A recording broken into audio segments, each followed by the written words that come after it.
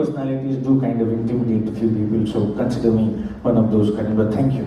Thank you for being with us today. No, I'm very easy to interview or to be interviewed by, so don't worry. I hope I'm not making this an interview, but it's actually a conversation. Yes, of course. And which basically also is an extension of what we were speaking about this morning.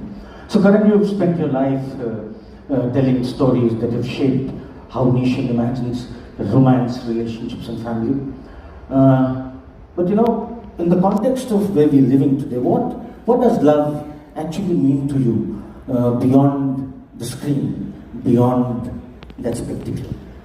I think the definition of love for me really has moved with every decade of my existence. Love to me in my 20s was the love that I received from my parents in abundance. So love meant protectiveness. Love meant sharing your good days and bad days with your immediate family. In the 30s, then you seeked love in the form of romance. And then you realize that that can be, and at least to me it was, a lonely process. So love meant loneliness to me in the 30s. In the 40s you find self-acceptance. So then love meant acceptance and self-love. And 40s I began my love story with myself. Then my children were born. And then the definition of love moved from romance to your parental instinct. And from the age of 44, and now, you know, till 50, now I'm 53, but about 8 years, love became like responsibility. Love became parental instinct. Love changed for me over the years.